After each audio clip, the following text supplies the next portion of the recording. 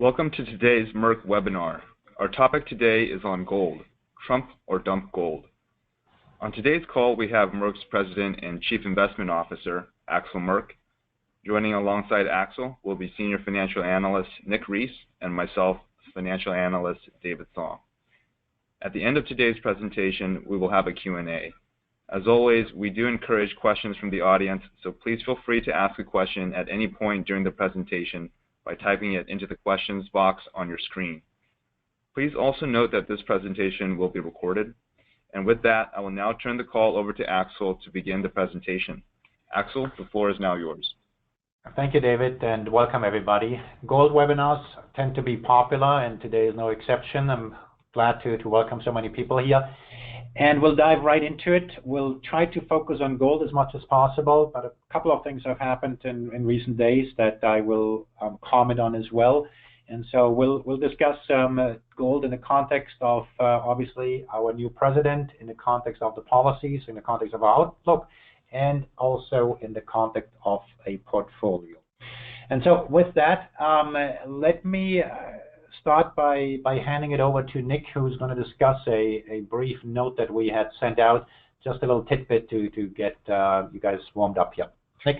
All right, thanks, Axel. Well, without saying anything specifically about Trump or his policies, this piece that we sent out a few weeks ago, back in mid-January, right before the inauguration, looks at the calendar year returns for gold in presidential transition years. So this year, 2017, for example, is a presidential transition year, given that we have the outgoing President Obama and incoming President Trump. And we went back to when gold was allowed to free float versus the dollar, so that was around 1971 under Nixon, and looked at the presidential transition years since then. And looking at those calendar year returns for gold, there were seven years that qualify for this analysis. And looking at the calendar year returns for gold, we found that gold generally did quite well. We have the returns there on the screen, and the average return in a presidential transition year was 14.8%. And to benchmark that to something, the average annual return over that period from 1974 up to present, up through the end of 2016, was 8.4%. So quite a bit of outperformance in those transition years. And then, you know, as we're doing this analysis, we wanted to put that in the context of another asset class. And what we found was pretty interesting with respect to the S&P 500, and that was that the S&P 500 in those same presidential transition years underperformed notably. So the average return on the S&P 500 during those years was about -1%. You can see there on the screen, average was -0.9% versus an average overall for that period from 74 through the end of 2016 of 9.0%. So you have an outperformance of gold versus the average and an underperformance of the S&P versus the average, and quite a big gap between the performance of gold and the S&P if you look at the average 14.8 versus the -1%. And there may be a couple of reasons. We have some theories as to why that may be the case. One is that you can get some basically policy disappointment in the actual presidency of the incoming candidate. So you have a certain amount of maybe optimism about this newly elected president in the year before, so that's 2016, and then you potentially get some disappointment as it may be tougher to implement the policies than originally envisioned. So as I've heard one person put it, it's a buy the dream, sell the reality type of phenomenon that can go on with respect to stocks. And then with respect to gold, you may get some general policy uncertainty as the rules of the game can change under a new regime. Axel? Yeah, and these are only 7 sample points, so clearly this is mostly a tidbit, as I put it. There's obviously no assurance that it's going to happen this year. And so we are faced with a new president. If you receive our newsletter, you have seen this wonderful cartoon. A president who loves to delegate, so he has time to tweet. And we may love it, we may hate it. Ultimately, in the capacity I'm talking to you here, what I'm interested in is trying to distill what it means for the markets, what are the policies mean, and then specifically for today, what does it mean for the price of gold? And we gave an Outlook webinar at the end of last year. And this is a slide we used at the time. I added one, I believe, important point here to it to just put into context of what might be happening to the price of gold. And in this particular slide, we focus on the fiscal side. We'll talk about the monetary side here as well. But in the coming slides, we'll address some of those points. The border adjustment tax has been discussed quite widely. Some people say it's dead. Some people say the dollar has to go up by 25% because of that. And a lot of talk. The question is, what is going to filter through and so forth? And then most notably, what will it mean for the price of gold? And my goal here is to shed some light on some of these questions, and most notably get you thinking about perspectives that others might not have I've told you about. And I'll jump around here a little bit, mostly because some of these things are quite recent and that I might not even have updated all the slides pertaining to that. But the topic of the net interest rate deductibility has actually rather profound implications. And basically, to take a step back here, the GOP tax proposal is the one that Paul Ryan is taking the lead on. It has quite an overlap with the Trump tax proposal, but ultimately, it's Paul Ryan is going to initiate the process of getting the tax done. He says he's in daily contact, or his staff in almost daily contact with the administration. And so they're trying to get a few things done. And one of the things that's on the table is to no longer allow businesses to deduct net interest expense. Now, the reason why I mentioned this in the context of gold, and I'll go into it from a different perspective as well, because if you think about financial institutions, banks notably, they love to obviously lend. They borrow money on the short end of the yield curve, and they lend money on the long end of the yield curve, and they like to earn that spread. And as you have seen since the election, financial companies have been doing very well. And a big reason of that is because they think longer-term rates are going to go up. The market at least believes that real interest rates are going to go up. That's our interpretation of what the market believes. But now, if you cannot deduct interest expense anymore, well, first of all, let's be clear, this is net interest expense. So if it were gross interest expense, most banks would go bankrupt. But if it's net interest expense, it means they can't deduct those anymore. And that means that, well, does it mean that borrowing money is becoming less attractive? And you have to put it into context that corporate tax rates are also going to go down. And so we've looked at banks, if the new proposed tax rate come into place and that net interest rate deductibility doesn't pan out, well, in the current environment, it might not have much of an impact. It might actually, because of the lower tax rates for the big banks, we looked at the biggest banks, it might actually be positive.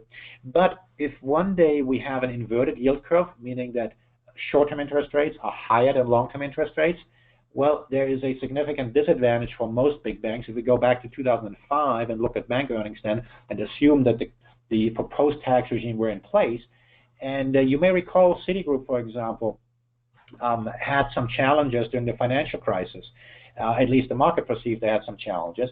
Well, they would have been the worst of the major banks, and with that new tax regime in place. And the reason I say that is that, well, the inability to deduct net interest expense makes us less attractive to borrow money. And so if that rules had been in place, a company like Citigroup might not have borrowed as much money because there would have been a mechanism in place to provide a disincentive. And the reason why that's relevant, and I'll go into that more in the coming slides, is it means that having leverage, which is ultimately something that in a credit-driven society is a key ingredient to induce growth, is going to be disincentivized. And so there's going to be a disincentive for growth. The other thing to keep in mind here, more equity issuance question mark, is if credit is being demoted, people might issue more equity. Well, that means more supply of equity, and that might mean lower equity prices. I just put those things out there as something to think about as we go through the coming slides. So let's get here more specific on some of those other points. And this is a modified cartoon from a couple of years ago. Bernanke used to be the head, and we've replaced him now, since we might be building a wall here. And this is kind of a double thing here, reflecting. On the other hand, what happens to the markets, what happens to the price of gold if we were to build a wall with Mexico, but also with regard to a border adjustment tax. And generally speaking, there's a lot of talk about the border adjustment tax, how that should potentially be a good thing for the dollar. Now, my question to that is, why hasn't the dollar soared 25% since the introduction of that idea? Now, clearly, right after Trump's election, the dollar get a little bit stronger. But a key reason is that in my view, when all is said and done, there will be a very significant dilution of that proposed border adjustment tax. And basically what that means is that companies would no longer be able to deduct the cost of imports, but would be able to get a tax credit, so to speak, for exporting things. And if you think about it, one way corporate America might deal with it is that an importer will acquire an exporter. On top of that, there's already talk about a bunch of exceptions. For example, the Canadians have made it clear to the administration that you can't really do that with the price of oil without causing serious dislocations and disruptions in the markets and so forth. And so we'll have to see what's going to happen when all is said and done. The administration and the House would like to get this border adjustment tax, mostly because they need to fund the tax cuts somehow and somewhere. And also, there is this urge to move towards a territorial tax system, so businesses don't move businesses abroad anymore. And so we have to keep a close eye on that. The question is, if you introduce a border adjustment tax, aren't you going to introduce a currency war? Aren't you going to introduce a tit-for-tat type of place? And one of the reasons why we don't think that tariffs are going to be introduced per se is because it's going to cause exactly the sort of tit-for-tat, which is ultimately bad for everybody.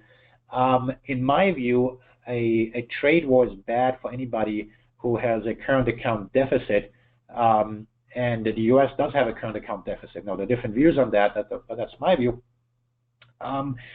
If you introduce the same idea with a border adjustment tax, keep in mind that this is something very similar.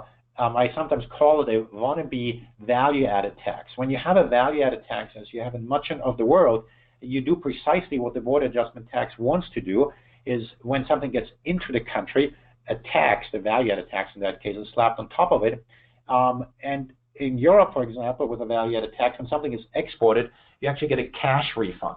The current incarnation of the border adjustment tax, and who knows what the final version is going to be like, it's actually not a cash rebate you get. You're getting more of a tax credit, and that's one of the reasons why we think that some M&A activity might happen as a result of that. But if we add these things together, let's move here to the exorbitant privilege. I wrote a newsletter on that, and if you haven't read it, I encourage you to read that. I mentioned in the earlier slide about the net interest rate deductibility. Well, it makes it less, if that is the case that we can no longer deduct net interest rates, it will make it less attractive to get your funding in the U.S. Because you're basically telling people, hey, I can't deduct my interest expense anymore.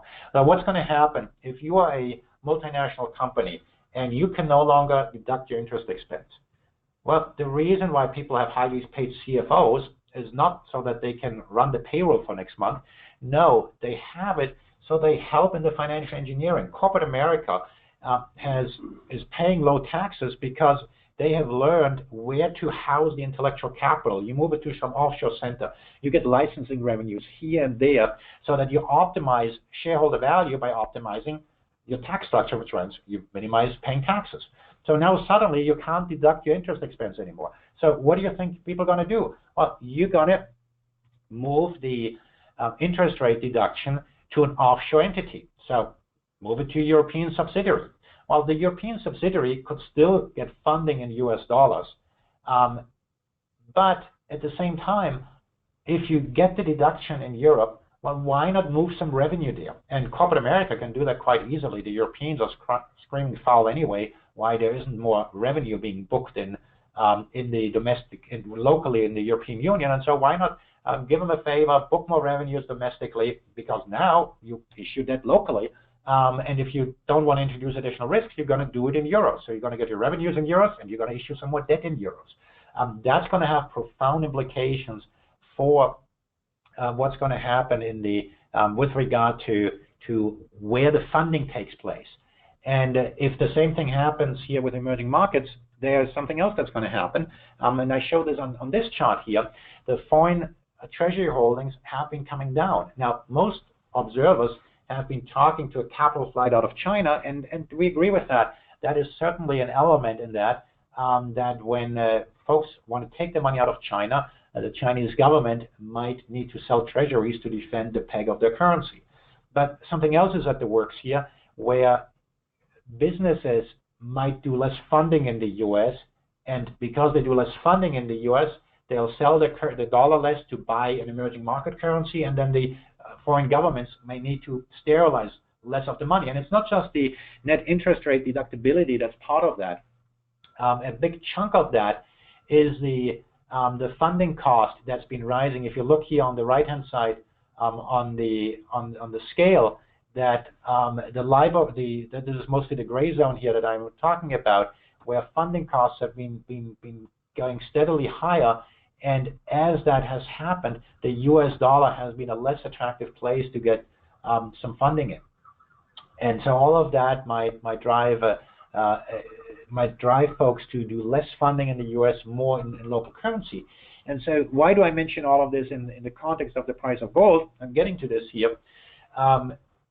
Janet Yellen on just 2 days ago or so said that I would also, or that this is the written testimony, I would also hope that fiscal policy changes will be consistent with putting U.S. fiscal accounts on a sustainable trajectory, which kind of supplies that maybe it currently isn't on a fiscal trajectory, which we believe, and we have seen many observers that believe that as well, including the Congressional Budget Office and others that say that the math just doesn't make sense. You gotta do something, entitlement reform, something to get us on a sound trajectory, and obviously the tax reform is trying to do some of that. That said, the tax reform, at least in the early years, dramatically increases the deficits, and then the savings are done in the out years, which, by the way, is every single tax reform that is ever brought to the table by any party.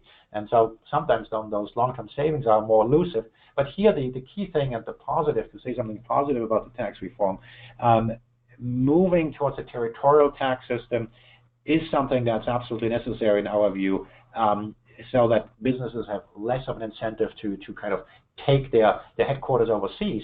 And also when we talk about things like not allowing net interest rate deductibility anymore, that in itself will make the financial system more stable. I mentioned the example of Citigroup in the financial crisis.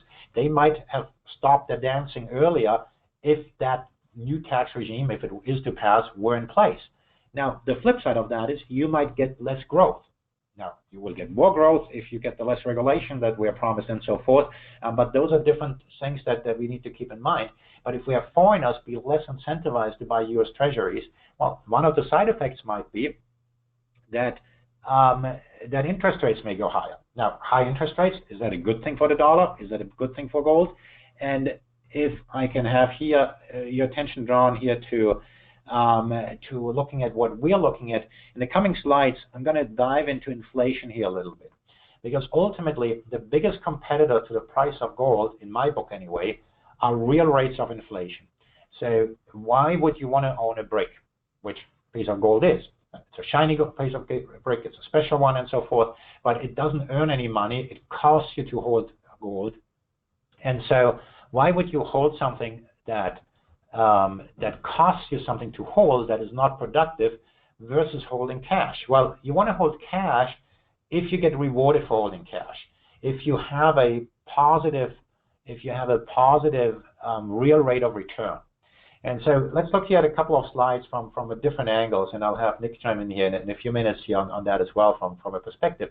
This here is a chart that is supposed to show you what the market thinks long-term interest rates are going to, long-term inflation rates are going to be. Where's inflation going to be if you cut out the short-term noise? And as we've seen here, we've jumped up here on the inflation side, not just in the U.S. in the blue line, but also in the Eurozone. We have jumped up there. Now, mind you, this is supposed to filter out the short-term noise when we look at these sort of metrics. That said, if you look on the chart here that compares the headline CPI with the price of the change of oil, you see that the price of oil, the year-over-year changes, has been moving up rather sharply, and as a result, headline CPI has been also moving up sharply. And when you look at these longer-term measures of inflation, even though they should filter out these short-term moves, they, in our experience anyway, they never entirely do. And if you look here at the year-over-year changes, we're just about at the sweet spot, or we want to use the opposite of that word, where the year-over-year comparison is kind of the best or the worst for the price of oil, depending on how you look at it. Meaning that we hit just about a year ago the low point in the price of oil, and so as far as headline inflation is concerned, we've reached here a plateau. And so these are, that you see here on this slide, slide number 13, you see a couple of different readings of inflation. The CPI, the Consumer Price Index, is what's commonly reported, and then you have other metrics. The core PCE is the green line, is what the Federal Reserve is often refers to as their target being. But you see most of these inflation indicators moving higher, with the core indices still below the target, whereas the headline indices are moving above the target. And again, these are U.S. measures, and the Fed is generally shrugging it off when it's headline measures, but of course it's a bit of a warning signal. The question is whether it's transitory. And given that the year-over-year comparisons are kind of the quote-unquote worst right now, headline inflation should be taming down a little bit as we move forward, because the year-over-year comparison, simply by pure math, will quite likely be coming down unless we have a huge surge in the price of oil in the coming weeks. And so the Federal Reserve looks at that and says, we don't care about that so much. Now, a slide I don't have is, we happen to think, if you look at the core numbers, if you just look at the green number, for example, it's been moving up. There's no red flags. It's a green line after all, right? No, but in all seriousness, there have been wage pressures moving through the system. But again, it depends on the numbers you look at. Most recently raised numbers didn't show much wage pressure on the wage side, but if you look more deeply, the one area that actually had wages be the tamest wage growth was in the financial sector. Well, we think that's just a blip in the numbers. We happen to think that in various sectors, wage pressure is building up. This morning, Vice Chair Fisher spoke on CNBC and talked about that they would start raising rates when you have significant wage pressure. And I think he might have misspoken, because Fisher is quite a hawk, although he's being very reserved these days because we think he disagrees with Janet Yellen these days.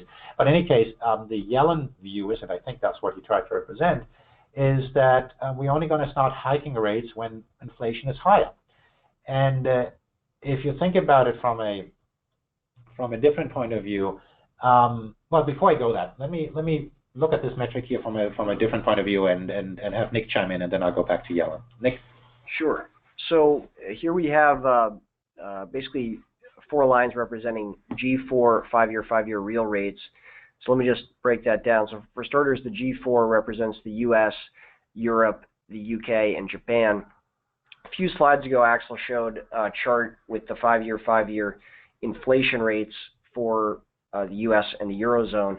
What this does, measuring the real rate, is, and again, these are market-based measures, so this is looking at derivative markets to get these numbers, but basically you take the nominal 5-year interest rate and subtract the 5-year inflation rate to derive a market implied real rate that's going to that's arguably going to sort of be the baseline for this period that starts 5 years from now and goes to 10 years from now. So you can see here that these four rates are very close to zero, and well, in 3 out of the 4 cases, negative, suggesting that the market believes that there will be negative real rates in that 5-year window.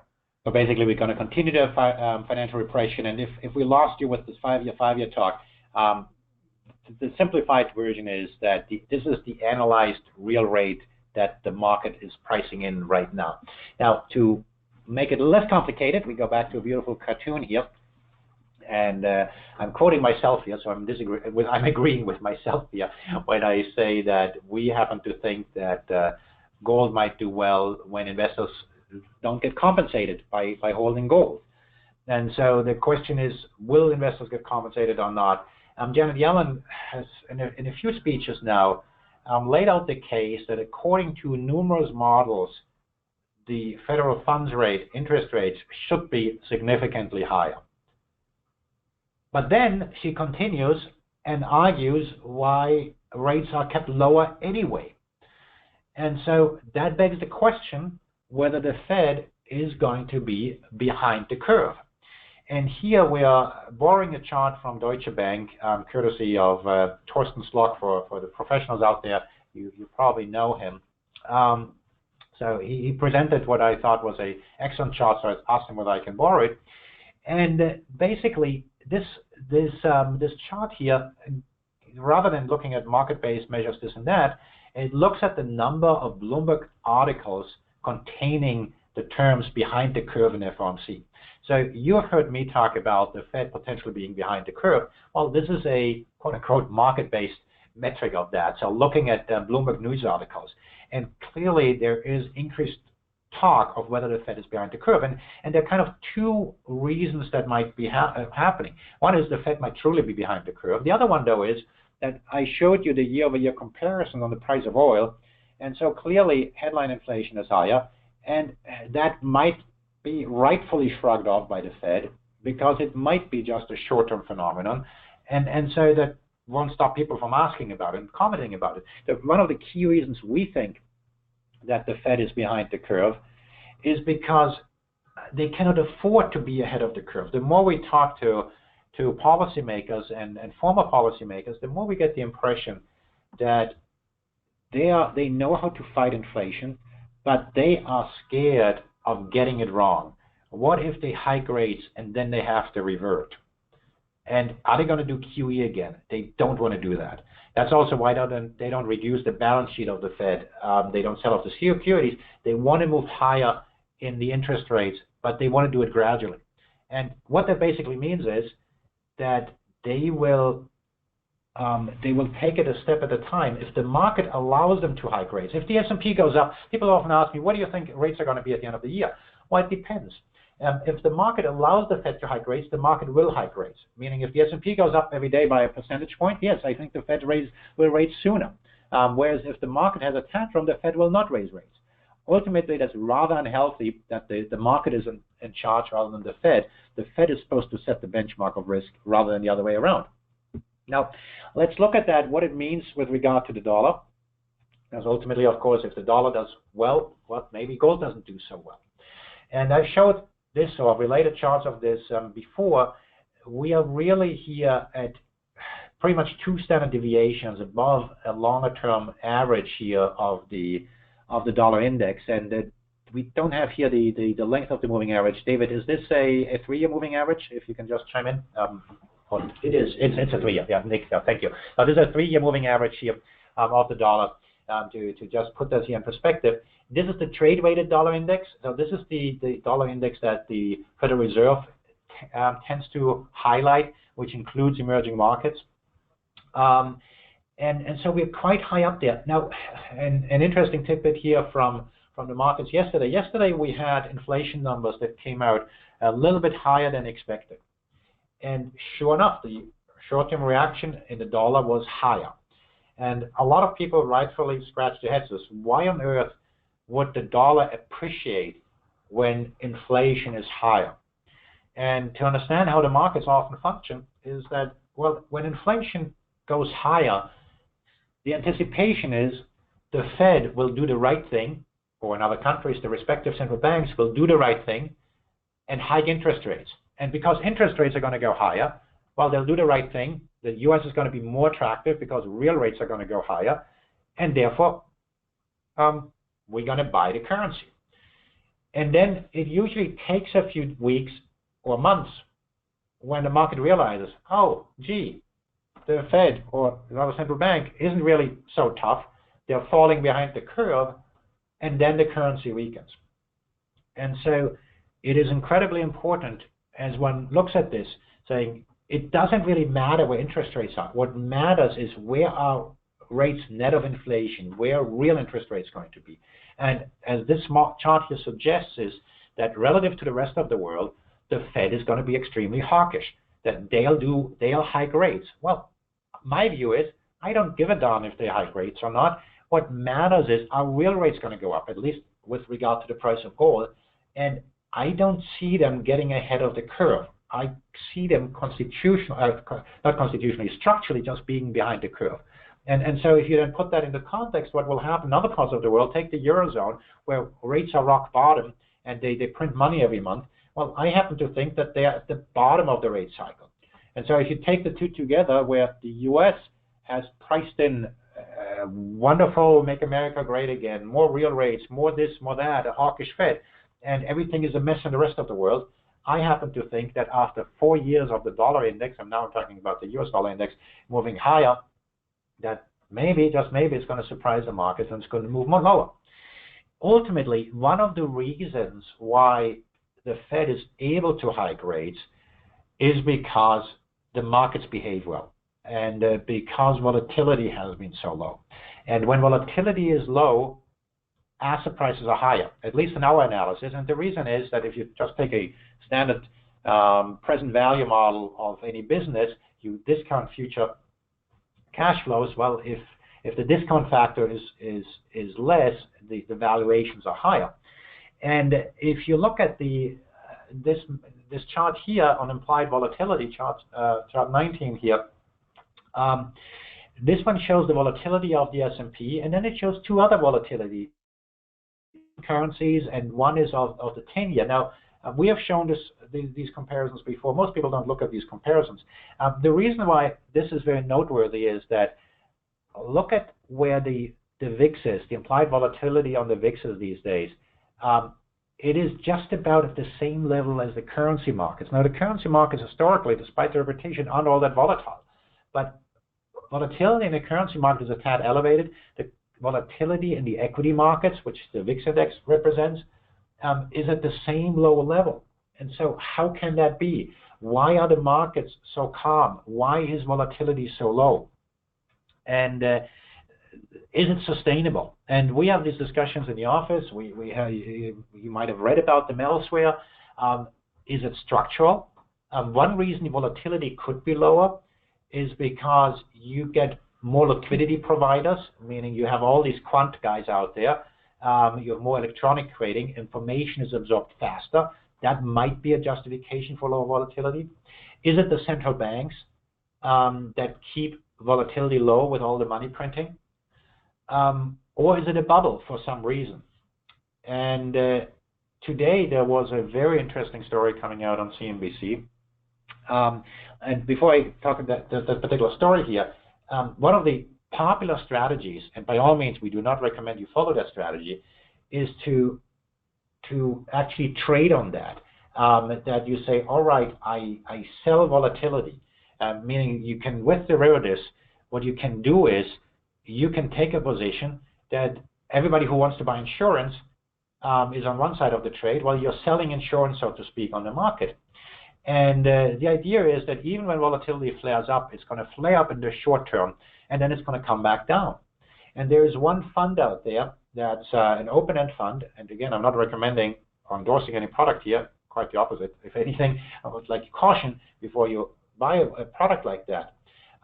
There's a product out there that has attracted, or that was in the news today, has attracted over $4 billion. Now imagine, you have a product with over $4 billion, and you engage in derivatives so that you can profit from the low volatility.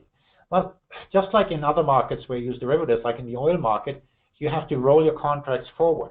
And it happens to be that they write some call options and this and that. I'm not going to go into details of that, but the thing is, when your derivatives are close to the market price, you can get quite squeezed by market makers. And those who know about delta hedging can look into this more detail. The short of it is that particular fund lost in the order of about 20% in a short period. And if you invest in these products, you want to make money when low volatility is low, and you're going to get spooked and saying, why am I losing money when volatility is so low? So we expect a lot of institutional investors to kind of leave those sort of products when they see that they're not getting what they bargained for. And what that creates is that can create some dislocations in the markets. When it's similar to the Hunt brothers that owned the silver market. When you are such a big player in that market, you can own the market, and by the unwinding of such positions, you can cause major dislocations. And one of the dislocations you can cause, you can actually cause a very substantial decline in the S&P. And if anybody's interested in that, send us a note. We can discuss that in more detail as to why those dynamics might play out. That's our interpretation of might play out. It's based on the sort of derivatives that are being bought. And remember, whenever you buy a derivative, somebody else is on the other side of that story. And so the other side of that might be market makers, or now that the entire market has been made aware of that particular product, well, they'll study very clearly what are their particular strategies and then try to take the other side of those trades, cornering that sort of strategy going forward. Which brings us here to the next point, where we talk about, and we've seen this chart before, what sort of market are we in? And we try to look at it in this two-dimensional space here, where we look at volatility, and we mentioned correlation here. Fragility is a term we hear more often internally. Actually, we use the term fragility as well. When markets are not very volatile, but correlations are high, we think fragility is high. And that means that as soon as volatility comes up, people get scared. And that means that you can have these bigger dislocations in the markets. And the reason why, again, this is valuable for investors in gold is because as a gold investor, you hope you're going to get some diversification out of it. And so let's look at this here from a couple of different perspectives here. This chart here shows the total known ETF gold holdings. This is a global index, and so this includes, amongst others, European physical gold ETFs. This includes U.S. physical gold ETFs. And as Trump won the election, there were a couple of headlines how some big hedge funds and some big players liquidated their gold because of the anticipation of higher rates. But then if you look at the right-hand side of this chart, of late, people have been buying physical gold ETFs again. And this comes back to what Nick mentioned earlier about the first year of a new administration, when the euphoria abates and reality kicks in. The first reaction in November was, yep, real rates are going to get higher. And now people realize that maybe the Fed is going to be behind the curve. And so maybe it is worthwhile to have gold again. Now, just as a side note, some of those increases have happened in international gold ETFs. And so especially in Europe, folks have been loading up in physical gold ETFs as well. Then I wanted to show you, we haven't shown this chart in ages if we've ever shown it. This is just a little update of what has happened over the last decade in country gold holdings. And the one, Russia in particular, has been known to increase its gold holdings, so that's quite significant. Now, the U.S. doesn't really change its gold holdings. There's a tiny drop there. The China number, take that a little bit with a grain of salt because they didn't report for 9 of those 10 years. So this is just for the 1 year. So that bar should almost certainly be higher. The reason, though, I wanted to use this chart mostly as a holding place to talk about a recent thing that's been in the news. It was in the news that Germany is way ahead of schedule in repatriating its gold reserves. They want to move about 50% of its gold reserves back to Germany and are way ahead of schedule. When they first announced it, and they said it's going to take them many years, the blogosphere was full with stories. Oh my God, does the Fed really own the gold and so forth? I'd just like to make a little remark here that dealing in physical gold in an institutional setting, in institutional sizes, is not trivial. You don't just throw the gold coin under the pillow. If you have billions and billions worth of gold, you better have a good inventory system so that you know how to account for your gold.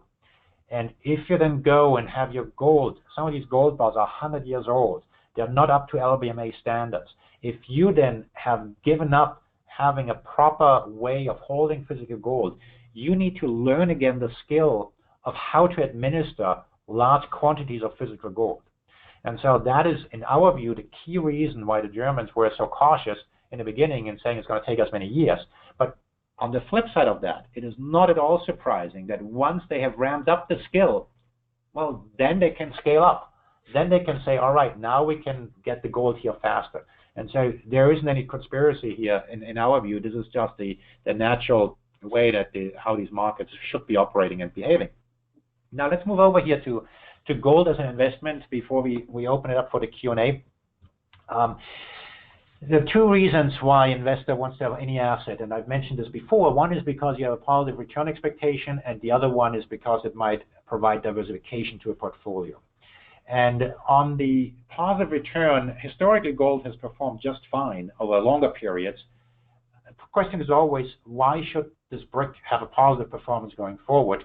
And in our view, and try to make the case here, is that if the Fed is behind the curve, is it either because they are spooked of having to go negative in a downturn, or is it because overall rates are going to get lower? Because if I didn't fully close the loop earlier, but if indeed the U.S. is less of a funding place and rates are going to go higher, well, there's going to be an incentive for the Fed to keep rates lower to make deficits more affordable.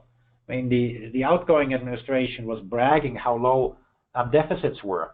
Well, it has very little to do with the fiscal policy that have been in place. Why indeed deficits had come down and why they're now likely to soar.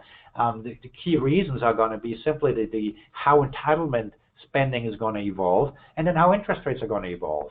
It's going to be extremely difficult to keep deficits sustainable. And if on top of that, the U.S. is going to lose its function as being the world's bank being the world's bank, meaning they borrow low and then invest in the rest of the world expensively because it's a less attractive place to get this funding in, that might raise interest rates, or the Fed is going to push against that and keep rates low.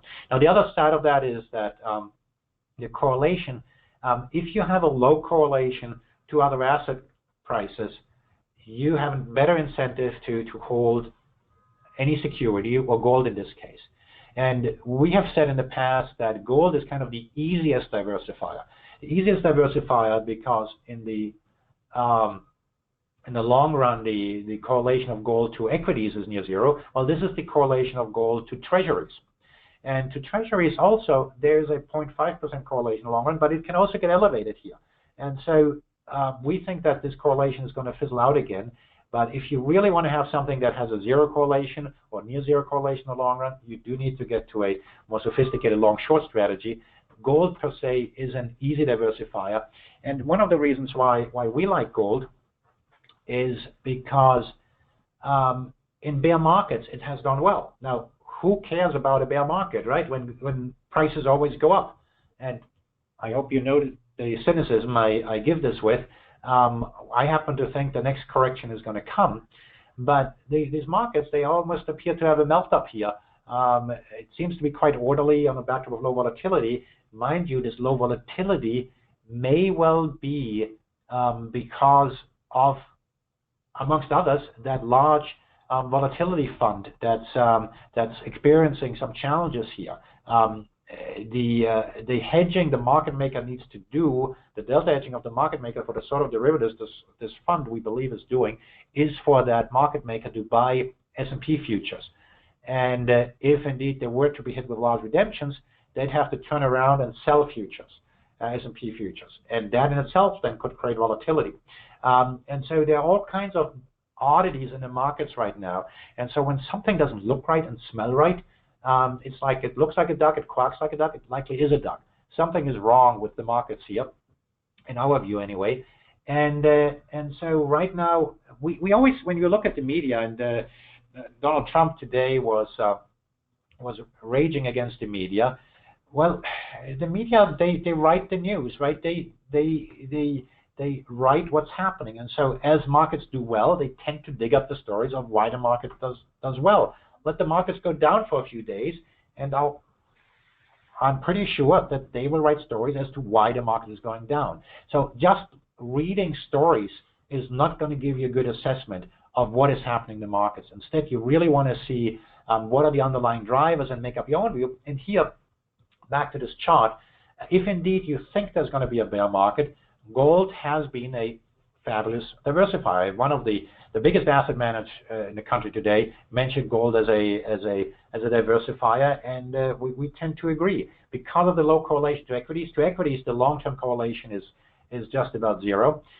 In each bear market since 1971, price of gold has appreciated, with the notable exception of the bear market that started in 81. That is, by the way, also the presidential transition year that Nick mentioned earlier. It's included in that, where gold didn't do well. And if you remember, that was when Volcker hiked rates to the stratosphere. So if you think we have a Fed that's not just ahead of the curve, but substantially ahead of the curve, then we might get a correction in the markets and a price of gold that may also decline at the same time.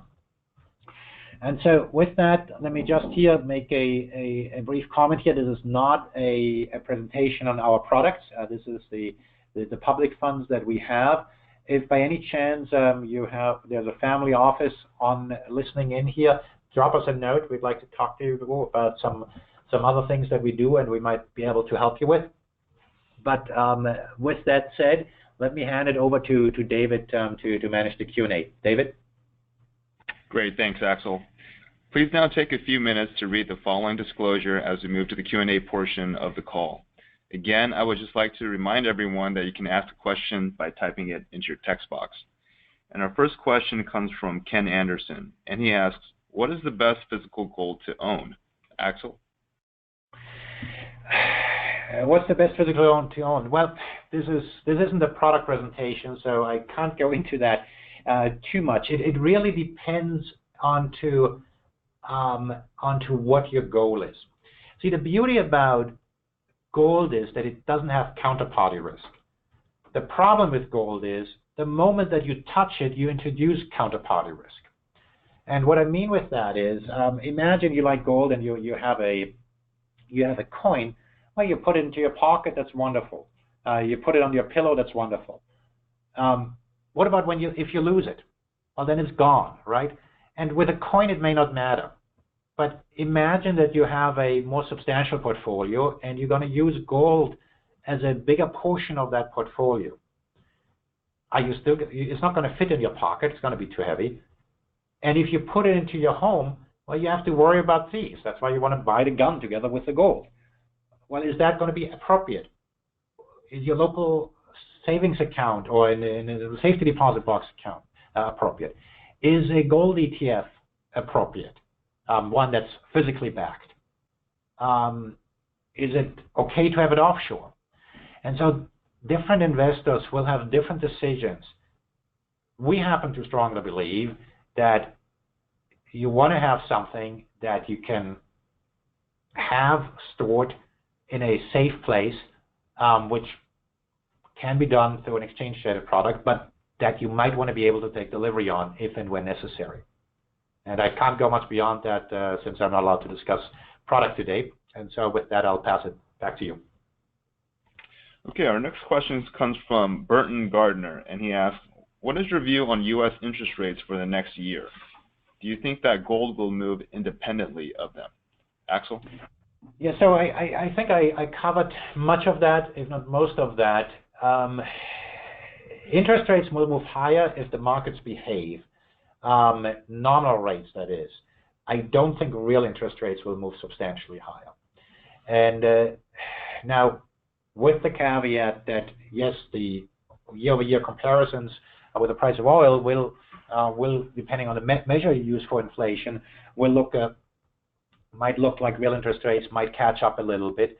But investors are looking at the medium to long term, and there I don't see the financial repression going away. if indeed, yes, we unclog everything on the regulatory side, as the new administration is promising, we might get higher real rates. Some of that, if not much of that, is being priced in, by the way, in the markets. At the same time, if we get this fiscal stimulus, then real rates are going to go down because it's going to push up inflationary pressures. That's our view anyway. And so my view is that interest rates are moving higher. My view is that quite likely we're going to have a shift from higher real rates to higher inflation.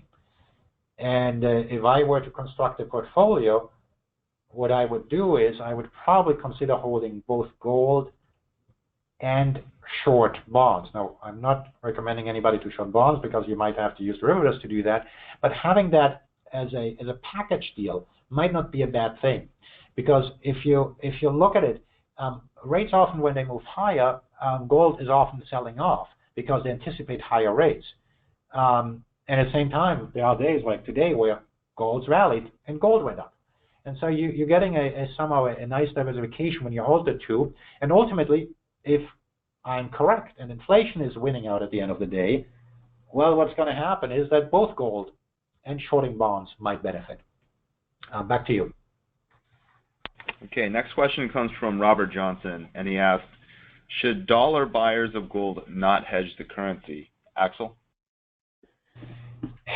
Yes, so there's been a lot of talk about which currency do you want to have your gold in and whatnot. To me, these are really two different pairs.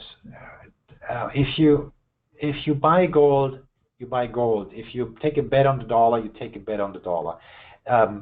It's a great sales pitch if you're selling product to say, oh, the dollar's going to go up by the whole gold, so why don't you take out the dollar risk out of it? Hold it in euros, hold it in sterling, hold it versus a dollar basket, and so forth. As I indicated earlier, the conventional wisdom is not always going to hold true. Those products are great to sell if you are a salesperson. I wouldn't be liking to be on the other side of that, meaning I wouldn't necessarily want to buy those sort of products. And the reason is quite simple. I showed you this chart earlier about the dollar index being, this was the trade-weighted dollar index being 2 standard deviations above its longer-term average. The U.S. dollar index has gone up 4 years in a row, and now at the end of those 4 years, you want to hedge out. You want to suddenly take a bet on the rising dollar. And the reasons are obvious. It's because everything is great in the U.S. Real rates are going to go up, and we're going to have a border adjustment rate tax that's going to get the dollar to soar 25%.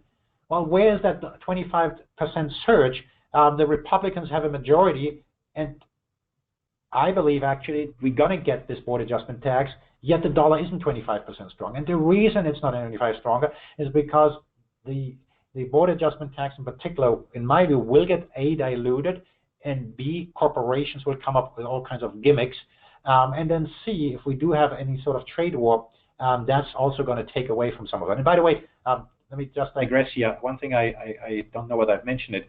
I don't think we'll get a trade war because of an imposition of tariffs. I don't think we'll get tariffs. But I do think it is quite likely we'll get a trade war because the Trump administration is going to bully China in the South China Sea because they don't like the expansionist policies they have, and then China is going to retaliate by retaliating against corporate America, and that's the loop how we might get a trade war. I don't think the dollar is going to be the winner at the end of the day of that. Versus the renminbi, potentially yes, but not versus the major currencies. Back to you, David. Okay, next question comes from Paul Stanley, and he asks, is it time to short the Chinese RMB versus the dollar? China is burning through its dollar foreign reserves. Will China devalue the RMB again? Axel? Whenever it comes to shorting, I have to put disclaimer here that this is not for the typical investor, and it comes with special sort of risks and so forth if and when you do that. We pursue a strategy where we are shorting the renminbi, for full disclosure. And by the way, we're also pursuing a strategy where we're shorting bonds. We happen to think that the Chinese have, in the past 18 months, do a U-turn on the policies. They have been closing up the country rather than engaging reform. They do have their 5-year meeting come up in the fall, where the Politburo comes together, makes all kinds of quick decisions, and they want to make the country look good. There are those that think that after that meeting in the fall, they're going to go back to reforms, and everything is going to be great again in China. No pun intended here. I happen to think that they've they've taken steps back on the reform path because they want to have a fiscal stimulus, so they look good for the big meeting they have in the fall. And so far, that might agree with the mainstream. Where I am, or with others, where I disagree is I don't think they'll go back to opening the country afterwards, because you could have had the stimulus even while opening up the country in other ways. And so I happen to think that the tensions in China are going to get stronger. I happen to think that in the fall, there's likely going to be, after that meeting, the Chinese government is going to be taking the foot off the accelerator. Remember a year ago when there were some issues in China? I happen to think that's a great source of uncertainty that can really get these markets to tumble. And so the Fed, if I understand it correctly, is discounting that right now. The Fed is very reactive in the sort of things that they do in those sort of those metrics. And so, yes, I happen to think that there's a capital flight that put a temporary stop onto it with capital controls. But if they don't find a way to make it more attractive to invest in the country, people are going to take the money out. And it's not just individuals in China. Even though the world loves to invest in China because of the consumer, there are reports that especially European companies have trouble repatriating some of the money because of those capital controls. That's not good news if you want to invest. Before I hand it back to David, today I intentionally, just as a contact here, put my Twitter handle there. If you don't follow me on Twitter yet, please do so. And the reason I say that, that's really the best way to stay in touch with our thinking. It's the least bureaucratic, fastest way that we can get the word out. News doesn't break on CNBC or Bloomberg anymore. News breaks on Twitter. Create your own news stream when you read good articles, look up who the journalist is, follow those guys on Twitter. If you want to stay on top and get critical analysis, and don't just follow the guys that you agree to, but be skeptical, be critical on who you follow. But I urge you, if you don't use Twitter already, use it to follow folks like me if you want to stay in tune of how our thinking evolves. Back to you, David. Okay, next question comes from Michael Verberding, and he asks, discuss gold versus tips, please. Discuss their difference in behavior in an inflationary environment with emphasis on possible scenarios under possible Trump policies. Axel? Well, TIPS is the wannabe inflation hedge, and anybody who buys TIPS will probably disagree with me on that, but TIPS is supposed to pay you when inflation goes up. Well, the challenge is that if you happen to think that that inflation as measured by the government is a good metric of inflation, then by all means buy TIPS and you might be happy. If you think that inflation is higher than what the government stipulates, then you might want to use a different metric. And I happen to think that gold is a good diversifier in that. And there are other things, by the way, that move up when there's inflation. Stocks tend to move higher when inflation picks up. I just happen to think that stocks are very, very expensive, and that's why I would urge anybody to consider diversifying out of stocks to take profits and so forth. Back to you, David. Okay, our last question comes from Eric Soliveco, and he asks, what's your outlook for the euro, given all the political headwinds, with the Five-Star Movement in Italy, Wilders of the Netherlands, and Le Pen of France? Axel? Before I hand it back, if you want to have a copy of those slides, drop a note here in the Q&A box, and we'll be glad to get you one. So this is a gold webinar, so that's intentionally I haven't spent too much time on the euro, and if you listen to a replay, if we make one available, I might have changed my view about that, so by all means, please follow me on Twitter because those opinions might change. One of the things we see happening is that investors are fed up with the establishment. And so Trump has won, Brexit has won, and now the clear question is Le Pen going to win? And if she wins, is she going to take France out of the euro? Is she going to take it out of the European Union? One phenomenon, though, that I'd like to point out is Europeans in particular, they don't think it's quite okay yet to go to an extremist. And the Front National, Le Pen's party, that's the right party there in France, until recently was considered an extreme party. This is the first time they have a candidate who appears electable. They actually, for the first time, have a complete platform. And so, yes, they're moving more towards the mainstream. Couldn't call them quite mainstream, but still, people are still very reserved and reluctant to go that way. More so, I think the hurdle is bigger than to go to Trump, who was running on the ticket of an establishment platform. And the reason I say that, if you look at Germany next door, they now have a leader on the Social Democratic side. That's the coalition partner in the Merk government, and that's Mr. Schulz, who, when he said he's going to start running, caused an amazing surge in popularity of that party. And to me, what that means is that the Germans are fed up with the establishment like everybody else, but if they are given the opportunity to vote for a mainstream party under the kind of pretense that this guy is different, they'll go for it. That's why Macron, the newbie on the French side, is popular as well. And maybe that popularity is going to sag again, but in France, there are just so many barriers into to electing Le Pen. They have these 2 rounds of elections, and then in the second round, you have these coalitions being formed. And so that decreases the odds again of Le Pen making it. Now, if she were to make it, one of the concerns people have is that Charles de Gaulle once went directly to the people to change the constitution, not asking the local parliament. And it's questionable whether he was allowed to do it, but he succeeded in doing that. In France, because Le Pen would still not have a majority in the assembly in the French parliament, it seems extremely unlikely to me that even if she were to win, that she could implement many of these disruptive policies. And so all of that to me suggests that there's a lot of skepticism in Europe, and many of the bad scenarios might actually not play out. On the monetary side, I happen to think that we've reached bottom in interest rates. So again, that's a positive driver.